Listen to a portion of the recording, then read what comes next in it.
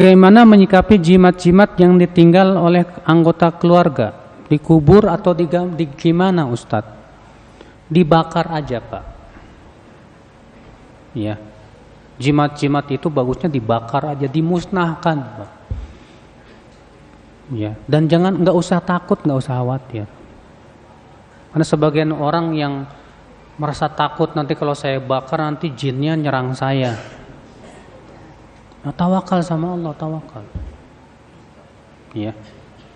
Jadi kalau nemu jimat kayak gitu ya penangkal begitu Pak, ambil aja udah bakar. Bismillah. Dimusnahkan semuanya.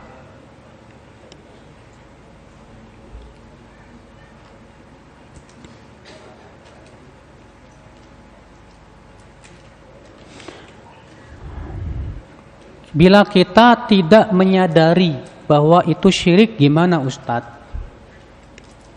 Tidak menyadari maksudnya antum nggak tahu ini syirik. Maka akhi, pertama, orang yang tidak tahu itu perbuatan syirik, ya, maka pada asalnya orang yang tidak tahu itu dimaafkan. Tapi kewajiban dia mencari tahu. Wajib setiap muslim itu menuntut ilmu, Pak. Wajib setiap muslim itu bertanya kepada ahli ilmu, Pak, tentang perbuatan yang dia lakukan, apakah ini termasuk syirik atau tidak. Maka kalau misalnya kita berbuat syirik tapi kita nggak mau nanya ulama ini syirik apa bukan, tetap dapat dosa di sisi Allah. Maka dari itulah saudara-saudaraku sekalian, ikhwatul Islam azani Allah wa yakum, ya. Kalau kita tidak menyadari itu syirik dan setelah itu baru tahu itu syirik, cukup taubat kepada Allah, minta ampun kepada Allah, dan jangan lagi ulangi perbuatan tersebut. Ya.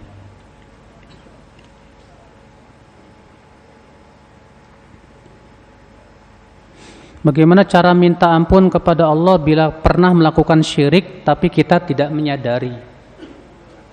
Kalau memang kita pernah melakukan itu dan setelah itu baru tahu itu syirik, sudah saya sebutkan, cukup dia bertobat kepada Allah, minta ampun kepada Allah.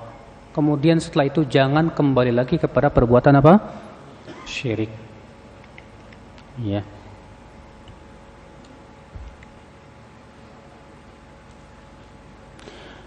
Adakah uzur untuk pelaku syirik? Memang terjadi, kata Syekh Utsaimin, terjadi ikhtilaf para ulama, apakah orang yang berbuat syirik diberikan uzur atau tidak. Pendapat yang sahih dan yang rajih, bahkan Ibnu Hazm mengatakan ini ijma. Dan itu juga yang dirajihkan oleh Syekhul Islam Taimiyah, dan bahkan Ibnu Taimiyah mengatakan ini pendapat sahabat dan jumhur salafus saleh, bahwa mereka yang tidak tahu masih diberikan uzur. Iya. Namun mereka wajib menuntut ilmu. Berusaha untuk bertanya kepada para ahli ilmu. Maka dari itulah akal Islam azani Allah wa yakum. Ya. Allah Subhanahu wa taala mengatakan, Rabbana la tu'akhidna in nasina aw akhtana. Wahai Rabb kami, jangan sanksi kami jika kami lupa atau kami salah tidak sengaja.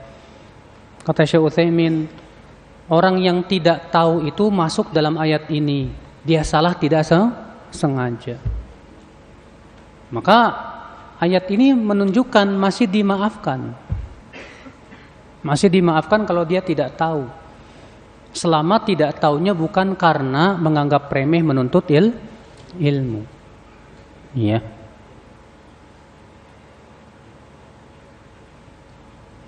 Boleh nggak sih Ustadz ngambil ilmu dari orang yang suka ngomongin orang lain dan memiliki akhlak yang buruk?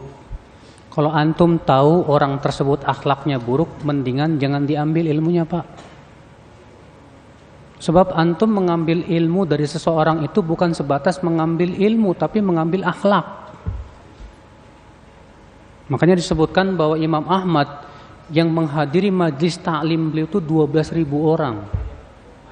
Yang menuntut ilmu hanya 2.000, selebihnya ingin melihat bagaimana akhlak Imam Ahmad bin Hanbal. Maka kalau misalnya antum punya guru akhlaknya bejat, akhlaknya buruk, lisannya kotor, ana yakin antum akan lebih buruk dari guru antum. Ya, maka dari itu usahakan ya kalau punya guru itu yang bisa kita lihat bagus juga akhlaknya. Ya bukan semata-mata dia punya ilmu tapi ternyata tidak bisa mengaplikasikan dalam kehidupan.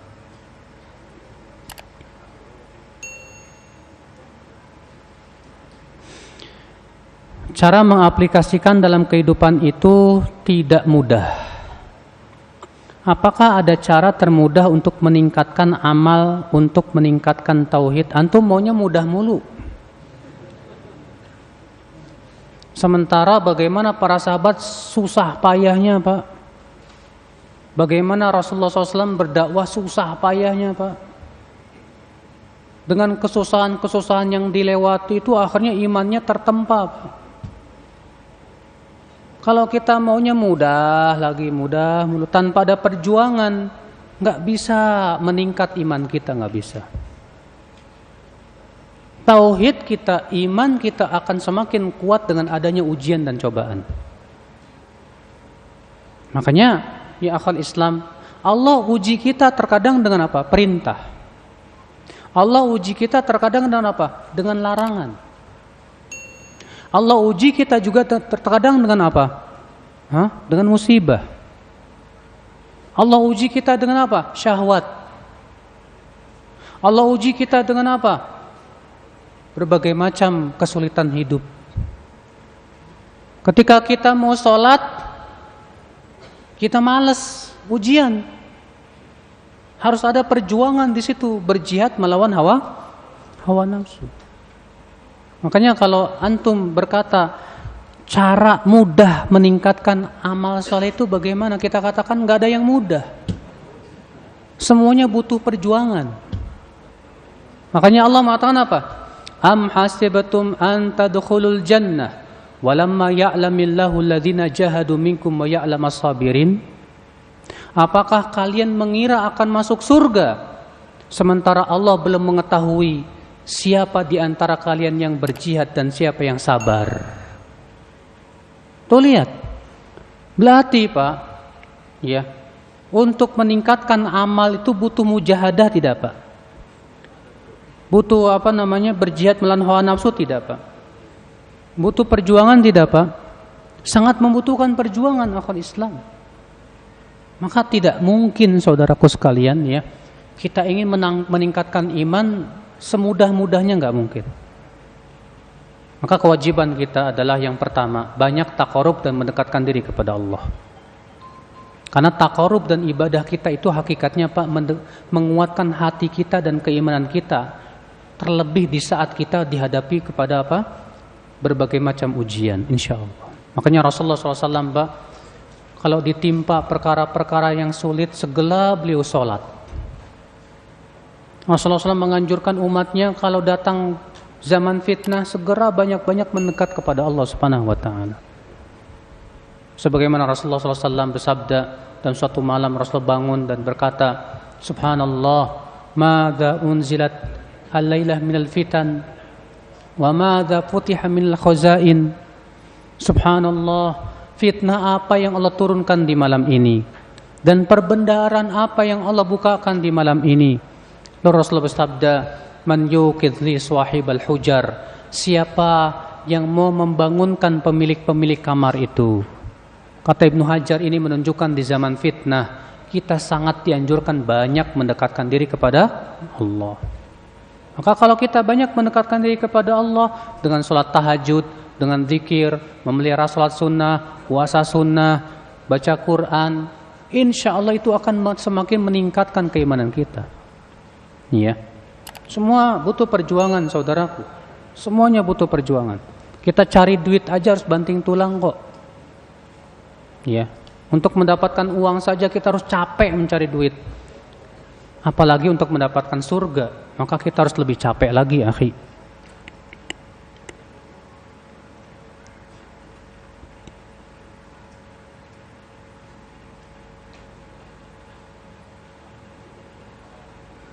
Bagaimana menghindari maksiat saat sendiri, Ustadz? Karena saya masih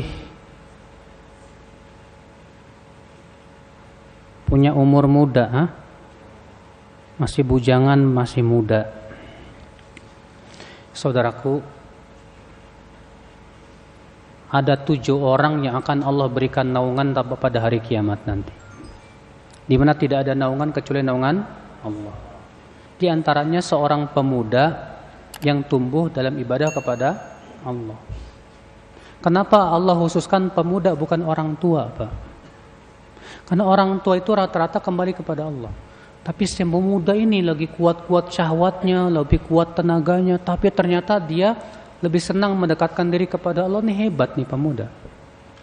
Artinya ini pemuda hebat, berhasil mengalahkan hawa nafsunya. Makanya ya, kalau kamu saat sendiri ingin menjauhi maksiat, berarti kamu harus sibukkan diri dengan ketaatan. Ketika sendiri nih, jangan sibukkan dengan HP. Karena HP itu terkadang jadi sumber maksiat itu. Ketika sendiri, sibukkan baca buku. Ketika sendiri, sibukkan menghafal Al-Quran. Ketika mulai ada pikiran pengen maksiat, segera tinggalkan. Kalau ternyata sendiri itu fitnah besar buat antum, tinggalkan kesendirian. Ya, pergi ke kemana, main ke, apa ke.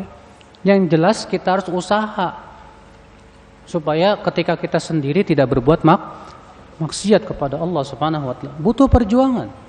Makanya Allah mengatakan apa? Fa amma man khafa maqama rabbih wa nahan nafsa 'anil hawa fa innal jannata hiyal ma'wa. Adapun orang yang menahan hawa nafsunya dan dia takut kepada Allah, surgalah tempat tinggal dia. Tahan hawa nafsu, kuatkan diri. Ini yang berat memang, tapi pahalanya sangat besar di sisi Allah Subhanahu wa taala. Ustadz, apakah termasuk anak durhaka yang melarang orang tuanya merokok dan melarang orang tuanya memegang selain mahram? Durhaka kalau ngelarangnya sambil melotot. Bapak ini bodoh misalnya. Nah, kalau seperti ini durhaka. Tapi kalau dia melarangnya dengan baik-baik, Pak, rokok itu haram. Ini ada dalilnya. Tahu-tahu bapaknya marah dan ngambek, dasar kamu anak durhaka. Tidak. Kamu bukan anak durhaka. Kamu hakikatnya ingin menyelamatkan bapakmu dari api neraka. Maka ini bagus. Anak seperti ini harusnya yang orang tua itu faham dan sadar bahwa anakmu itu yang akan memasukkan kamu ke surga. Ya. Apakah seorang istri bisa masuk surga, Ustadz? Jika sang istri berani memarahi suami, Masya Allah. Kata Rasulullah apa? Idza shallatil mar'atu khamsaha wa shamat syahraha wa hafizat farjaha wa ata'at ba'laha qila laha udkhulil jannah. Apabila seorang wanita salat 5 waktu, berpuasa Ramadan, kemudian dia menjaga kemaluannya dan menaati suaminya, akan dikatakan kepadanya, silahkan masuk surga dari pintu surga mana saja kamu mau. Dan Rasulullah SAW menyebutkan dalam hadis lain, aku melihat neraka ternyata kebanyakan penduduknya dari wanita. Yakfurna, mereka kafir. Kafir kepada Allah bukan, kata Rasulullah, tapi kafir kepada suami. Suami sudah banyak berbuat baik sama istrinya. Gara-gara satu kesalahan, si istri melupakan kebaikan suami. Maka kalau istri marah-marah sama suami, kita lihat kenapa dulu. Misal istri marah-marah sama suami karena suaminya malas, gak mau cari rezeki dan gak mau nafkahi istri. Wah, ini suami dablek namanya. Ya. Suami gak punya tanggung jawab. Maka kalau istri marah sama suami, itu memang hak dia. Hak seorang istri itu diberi nafkah. Kalau suami nggak mau nyari nafkah, istri punya hak minta cerai dalam Islam. nggak masalah. Kalau istri marah-marah sama suami, kenapa? Gara-gara suaminya nggak mau sholat. Ya memang ini marah yang bagus. Walaupun tentunya berusaha untuk menasihati dengan selembut mungkin. Ya. Nah ini yang jelas, Mas, istrimu itu yang marah-marahnya kenapa dulu? Kalau marah-marah sama kamu gara-gara kamu kawin lagi, lumrah, Mas. Ya. Semua perempuan pasti marah-marah kalau suaminya kawin lagi. Cuma masalahnya kamunya berani enggak resiko seperti itu. Karena ada ikhwan ya pas kawin lagi tuh ini Pak, sembunyi-sembunyi. Pas ketahuan sama istrinya dimarahin suaminya, stres. Ya. Akhirnya dicerain tuh istri keduanya. Nah, ini enggak bagus juga. Ya.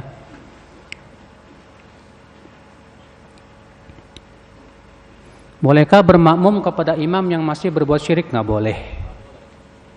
Para ulama mengatakan tidak boleh bermakmum kepada imam yang berbuat apa? Syirik. Kalau itu syiriknya syirik besar. Adapun kalau syirik kecil kayak riya, ya boleh.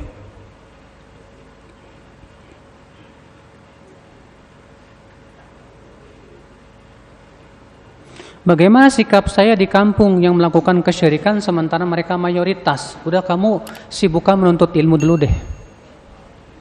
Sibukkan menuntut ilmu tentang syirik, tentang tauhid, kumpulkan dalilnya, kumpulkan perkataan ulamanya, baru balik ke kampung sambil dakwahi mereka.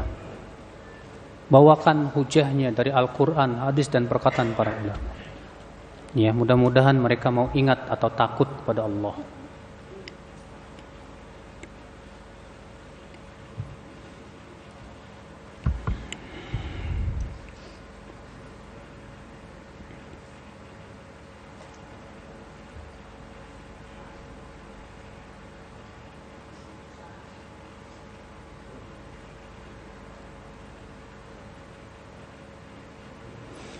Di tempat tinggal ada seperti jimat atau rajah, tapi letaknya sulit dijangkau. Tapi kita tidak yakin sama jimat itu hukumnya gimana? Ya kalau memang sulit dijangkau, susah. Misal jimatnya ditanam di mana? Di tiang rumah gitu. Susah untuk dikeluarkan, ya udah. La yukallifullahu nafsan illa wus'aha. Allah tidak membebani jiwa kecuali sesuai dengan apa? Kemampuannya. Yang jelas dia wajib mendakwahi keluarganya supaya menjauhi jimat-jimat tersebut.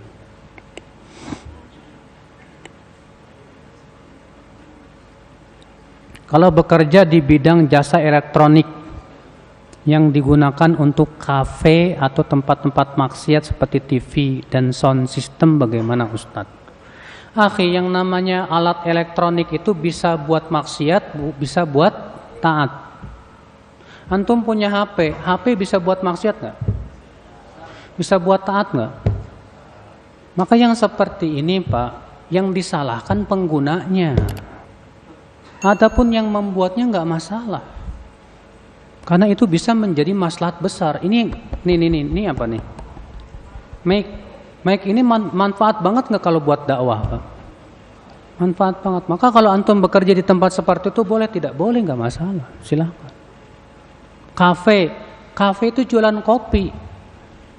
Kalau kafenya memang disediakan khusus tempat maksiat, yang salah dia. Di Jakarta banyak teman-teman kita yang buka kafe, alhamdulillah, Pak. Nggak ada maksiatnya di situ, bersih dari musik dan yang lainnya. Bisa kok ya dibikin kafe yang jauh dari maksiat, bisa. Ya.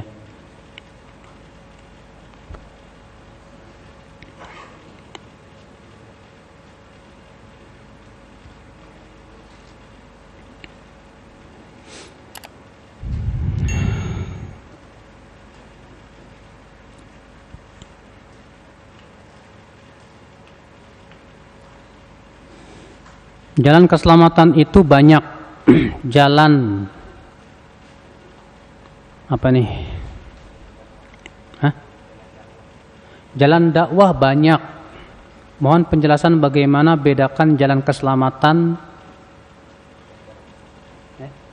dan jalan kesesatan. Mohon penjelasan bedakan jalan keselamatan dan jalan kesesatan. Gampang. Kalau antum ngikutin Allah dan Rasulnya, selamat. Tapi kalau antum ngikutin hawa nafsu dan syahwat, sesat.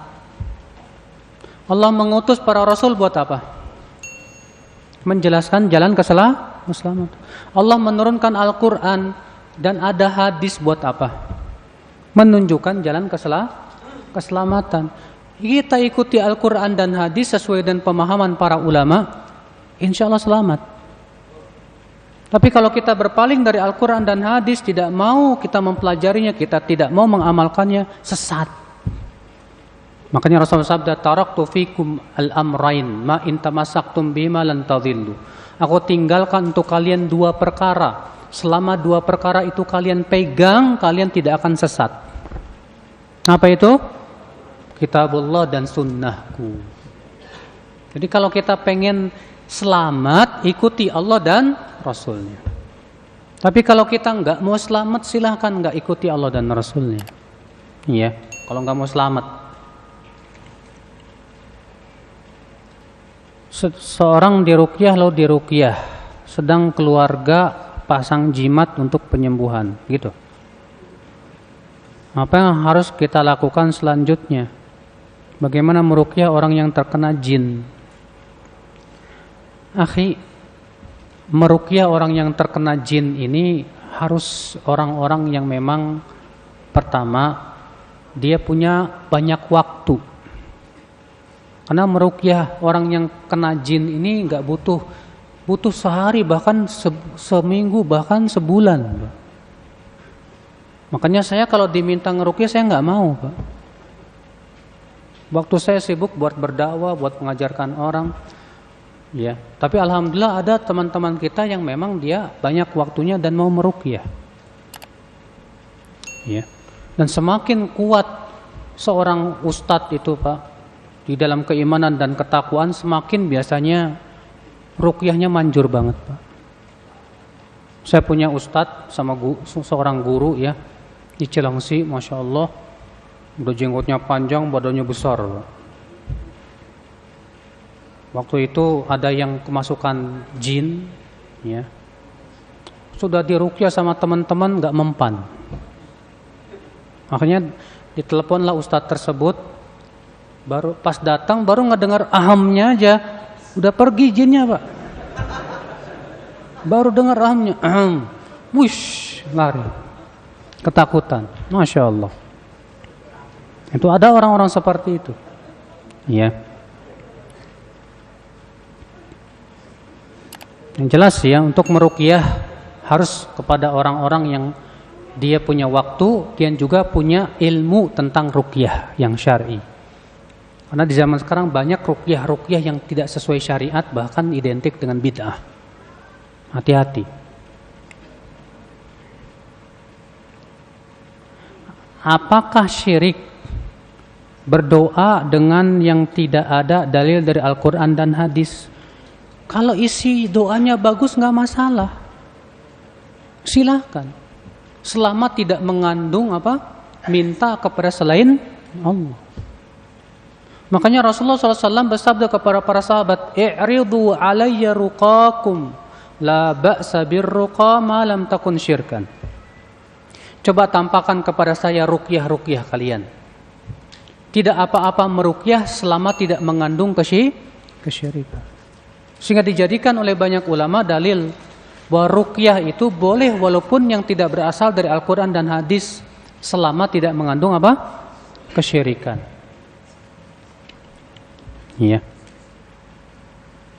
Boleh enggak Ustadz membahas masalah dunia di dalam masjid? Dilarang sama Rasul, Pak. Disebutkan dalam hadis yang hasan demikian. Ya, makanya di zaman Umar beliau mengusir orang yang kumpul di masjid buat ngobrolin dunia. Kecuali kalau ngobrolin dunia itu untuk memang kemaslahatan kaum muslimin, nggak masalah. Tapi di masjid ngomongin masalah apa? Kamu motornya motor apa? Mau saya motor ini, nggak boleh. Masjid tidak dibangun untuk itu. Masjid dibangun untuk zikir kepada Allah, untuk sholat, untuk baca Quran. Ya.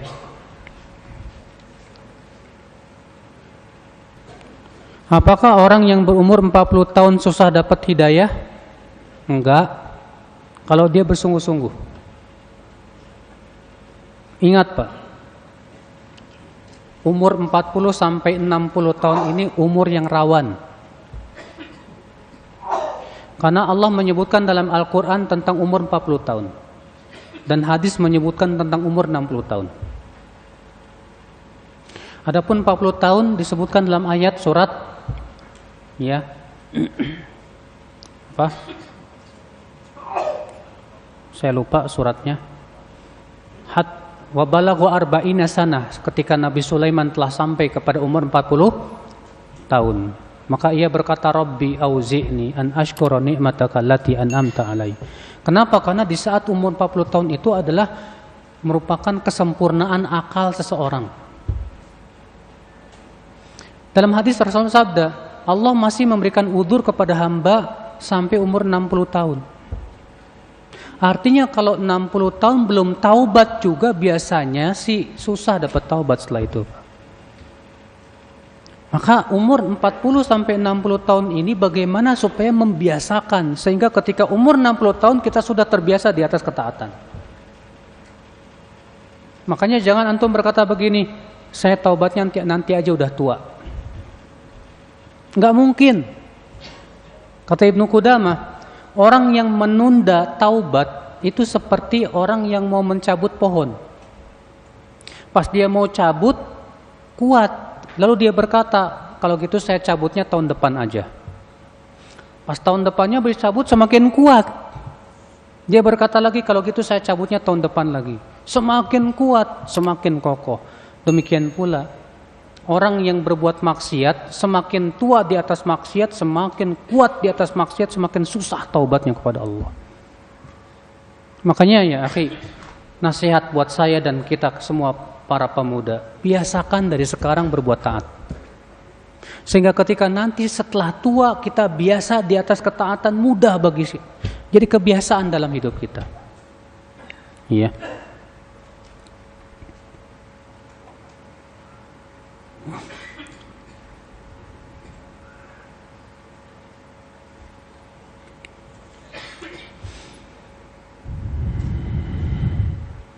Imam sholatnya terburu-buru, makmum cuma 5. Apa hubungannya makmum cuma 5? Apa bedanya 5, 10, 12, 13? Enggak ada bedanya Pak. Kalau imam itu sholatnya terburu-buru dan tidak tumakninah, sholatnya enggak sah. Karena tumakninah itu yang sahih rukun sholat. Dan rukun sholat kalau ditinggalkan maka membuat sholatnya tidak sah. Ya. Jadi ingat, kalau imamnya terburu-buru banget, nggak tumakninah, ya, maka sholatnya tidak sah. Ustaz, pacaran masuk syirik mahabbah nggak? Syirik cinta. Ya. Kamu saat pacaran tuh tahu nggak pacaran haram? Kalau kamu bilang, iya saya tahu sih, tapi enak pacaran tuh. Akhirnya kamu ngikutin hawa, maka kamu pelaku dosa. Tapi apa disebut syirik? Tidak. Sama halnya dengan pezina. Pezina disebut syirik tidak Pak? Pemakan riba disebut musyrik tidak Pak? Tidak. Mereka ini pelaku dosa. Tapi kalau kamu bilang dia itu lebih saya cinta dari Allah, wah ini syirik ini. Ya, kamu sudah mencintai si dia melebihi cinta kamu kepada siapa? Wah ini bisa syirik. Makanya kata para ulama, cinta itu berubah menjadi syirik kapan? Kalau sudah disertai dengan apa? Menghinakan diri kita kepada yang kita cintai. Karena hakikat ibadah itu kata Ibnu Taimiyah 2. Yang pertama menghinakan diri kita kepada sesuatu, disertai dengan cinta kita kepada sesuatu tersebut. Maka kalau terkumpul dua perkara ini berarti kita sudah beribadah kepada sesuatu. Iya.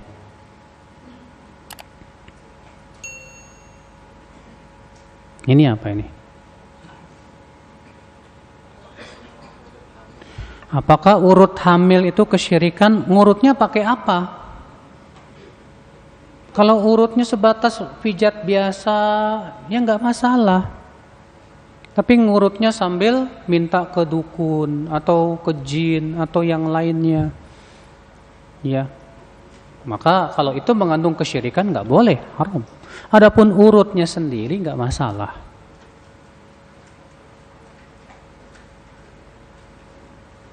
Bagaimana hukumnya meninggikan kuburan dengan bangunan? Kata para ulama, meninggikan bangunan melebihi sejengkal itu haram dalam Islam.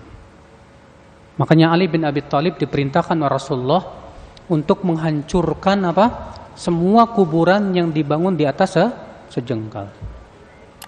Ali bin Abi Thalib diperintahkan oleh Rasulullah untuk menghancurkan bangunan-bangunan yang dibangun di atas kuburan. Makanya membangun bangunan di atas kuburan itu haram dalam Islam, Pak. Nggak boleh.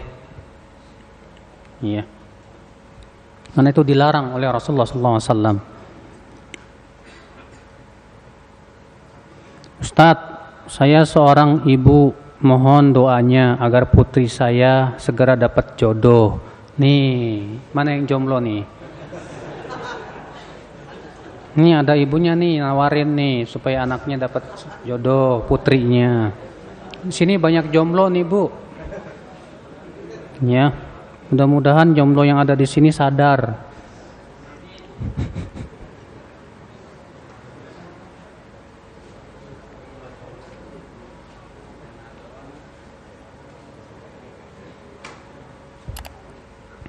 Ustaz, tadi Ustaz sebutkan amalan agar meninggal di atas tauhid. Satu, belajar tauhid terus menerus. Yang kedua apa? Ya, yang kedua kita selalu khawatir jatuh kepada syirik. Sebab kalau selama kita merasa khawatir terus jatuh kepada syirik, insya Allah kita akan jatuh dan kita akan selamat dan hati-hati dari syirik. Yang kedua, yang ketiga, berdoa agar Allah lindungi kita dari apa? Syirik. Yang keempat, jauhi maksiat. Karena maksiat itu seringkali menyeret kita kepada syirik. Itu 4 perkara tadi. Ya, yang pertama belajar tauhid terus menerus. Yang kedua apa? Ya, selalu merasa khawatir untuk jatuh kepada syirik. Yang ketiga apa? Selalu minta kepada Allah supaya dijauhkan dari syirik. Yang keempat apa? Iya, jauhi maksiat. Karena maksiat itu bisa menyeret seseorang kepada apa? Syirik. Allahu a'lam. Makanya kata para ulama, ya, al-ma'asi dihlizul kufr. Maksiat itu corong menuju kesyirikan. Iya, Allahu a'lam.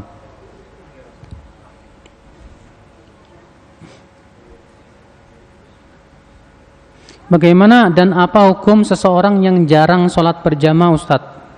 Sekalinya sholat berjamaah dia menjadi imam karena dinilai lebih tua. Akhi, Rasulullah SAW mewajibkan para laki-laki untuk sholat berjamaah. Sampai-sampai Rasulullah ingin membakar rumah orang yang tidak menyaksikan sholat berjamaah. Maka dari itu, kalau ada orang yang jarang sholat berjamaah, ini orang yang meninggalkan sunnah Rasul dan perintah Rasul. Makanya kata Ibnu Mas'ud apa? Wa innaha lamin sunnani Rasulullah SAW. Dan sholat berjamaah termasuk sunnah Rasulullah SAW. Wa in taraktumuha la dhalaltum. Kalau kalian tinggalkan sholat berjamaah, niscaya kalian akan tersesat. Sungguh, kata Ibnu Mas'ud, kami melihat sendiri di zaman Rasulullah, orang yang tidak suka sholat berjamaah itu ternyata orang munafik. Maka dari itu, ya, orang yang jarang sholat berjamaah ini kenapa? Tanya ke dia. Barangkali dia punya alasan yang syar'i. Barangkali dia ada halangan-halangan yang memang secara syariat diperbolehkan, nggak masalah. Ya. Nah ini. Allahu a'lam, semoga yang saya sampaikan bermanfaat. Mudah-mudahan